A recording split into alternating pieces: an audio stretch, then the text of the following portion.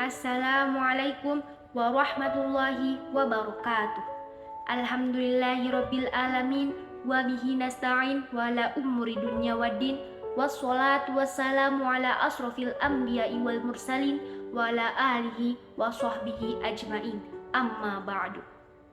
Puji dan syukur marilah kita panjatkan kehadirat Allah Subhanahu wa taala atas limpahan rahmat serta berkahnya kepada kita umat Islam.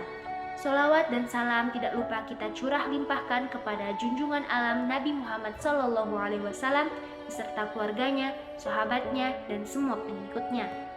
Hadirin rahimakumullah, syarat diterimanya ibadah adalah rasa ikhlas sebagaimana firman Allah Subhanahu wa taala, A'udzu billahi minasyaitonir rajim. Bismillahirrahmanirrahim.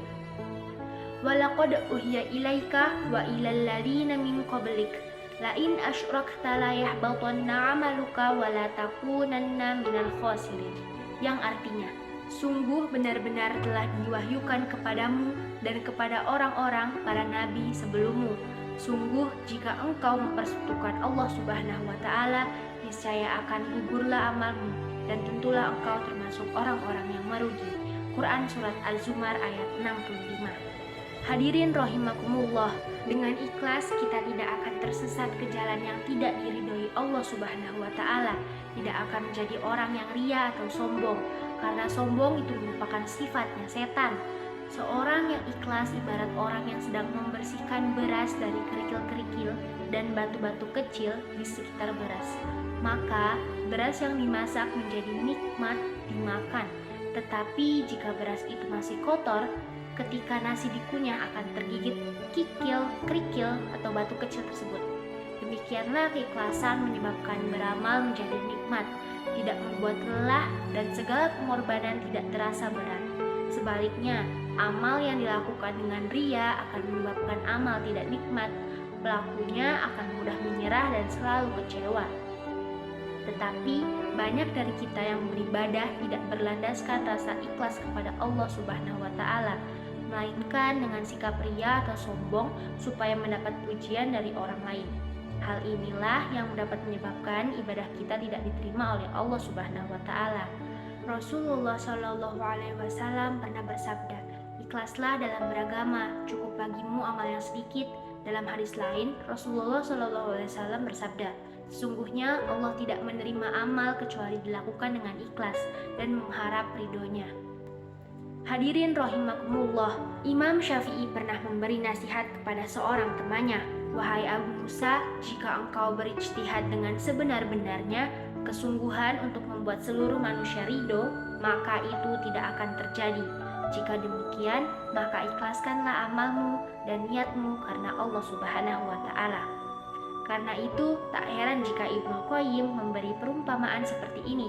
Amal tanpa keikhlasan seperti musafir yang mengisir kantong dengan kerikil pasir, memberatkannya tapi tidak bermanfaat. Dalam kesempatan lain, ia juga berkata, jika ilmu bermanfaat tanpa amal, maka tidak mungkin Allah mencela para pendeta ahli kitab. Jika ilmu bermanfaat tanpa keikhlasan, maka tidak mungkin Allah Subhanahu wa taala mencela orang-orang munafik. Dari beberapa contoh hadis di atas menunjukkan bahwa ikhlas itu memang sangat penting bagi umat muslim dalam melaksanakan ibadah, karena tanpa rasa ikhlas dan hanya mengharapkan ridha dari Allah Subhanahu wa taala, ibadah kita tidak akan diterima olehnya. Lalu, bagaimana cara agar bisa beribadah dengan ikhlas? Hadirin rahimakumullah, cara agar kita dapat mencapai rasa ikhlas adalah dengan mengosongkan pikiran di saat kita sedang beribadah kepada Allah Subhanahu wa taala. Kita hanya perlu memikirkan Allah, sholat untuk Allah, zikir untuk Allah, semua amal yang kita lakukan hanya untuk Allah. Lupakan semua urusan duniawi, kita hanya tertuju kepada Allah. Jangan munculkan rasa ria atau sombong di dalam diri kita, karena kita tidak berdaya di hadapan Allah Subhanahu wa taala. Rasakanlah Allah berada di hadapan kita dan sedang menyaksikan kita. Insya Allah dengan cara tersebut kita dapat mencapai ikhlas, dan jangan lupa untuk berdoa memohon kepada Allah Subhanahu wa taala agar kita dapat beribadah secara ikhlas untuknya.